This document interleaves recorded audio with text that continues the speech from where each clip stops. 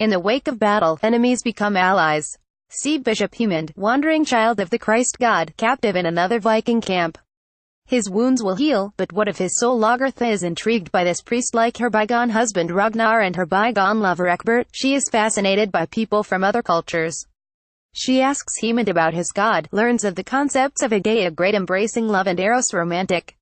She tells Heahmund of her way, her gods, who view acts of the spirit and acts of the flesh in much the same way. You have no guilt, asks Heahmund. No remorse. He envies this queen, is fascinated by her. I think we have more in common than you know, he says. I think we are equals. You really want to sin again? Lagertha teases him, blowing out the candle in her tent. The warrior priest will offer his loyalty to Lagertha, and much more besides. Lagertha needs allies. In Harald's kingdom, beaten and battered, the rebel sons of Ragnar conceive a new strategy. Hvitserk sails to meet Uncle Rollo, and sails home with Frankish soldiers gathered in a great fleet of ships. Rollo couldn't come, says Hvitserk. He had too many responsibilities. But he did send support, and a single request. He asks Ivar and Hvitserk to let Bjorn live. And Bjorn has a request for his half-brothers. Can they not set aside their differences? Can they not find peace? They survived the first battle, even as so many fell in their name. For the sake of our father's legacy. Bjorn begs. But his plea falls on deaf ears.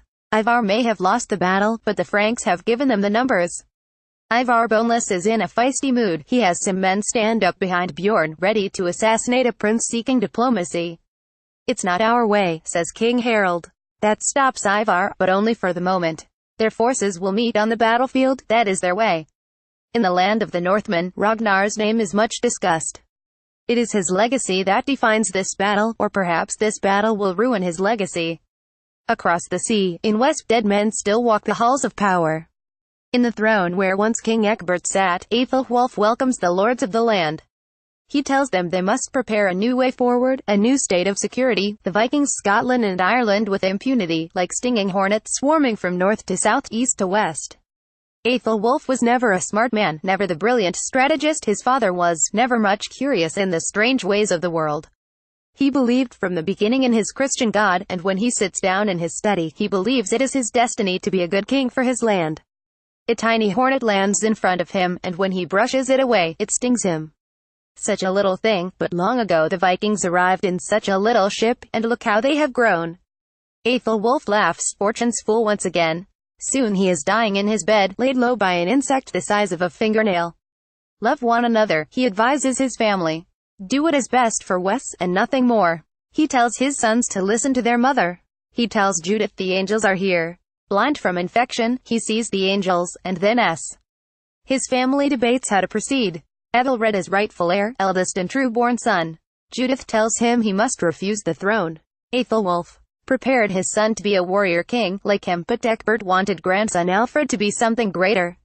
Didn't he sent him to the Vatican? Wasn't he blessed by the Pope? Ethelred is unhappy, for it was his destiny to be king.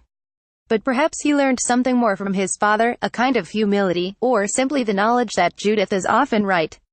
He refuses the throne, and nominates his brother as king. So we witness the ceremony that will make Alfred a ruler, and a great king he will be. We also see another ceremony, Heahmund promising himself to Lagertha. Finally, our wandering warrior bishop has found someone to believe in besides his deity. Gods are fragile things, after all. In the distant land where Floki's followers have made a home, tensions simmer and then boil as they build a temple to Thor. Eyvind and his family refuse to help, keep trying to start a fight. Floki knows that Eyvind is playing a game here, trying to instigate violence, to cause someone else to strike first. Eyvind wants to be king, and so he accuses Floki of desiring kingship. Floki is patient. Floki wants this new land to be different, free of violence, a place of peace and prosperity. But one night, the temple burns, and the statue of Thor falls into the blaze. A fight breaks out, one of Floki's followers accusing Eyvind's son Bull of starting the fire. A nymph appears. Bull lies dead. Even here, in the land of the gods, humanity cannot escape itself. Pity poor Floki. Did he bring his followers to heaven so it could turn into hell?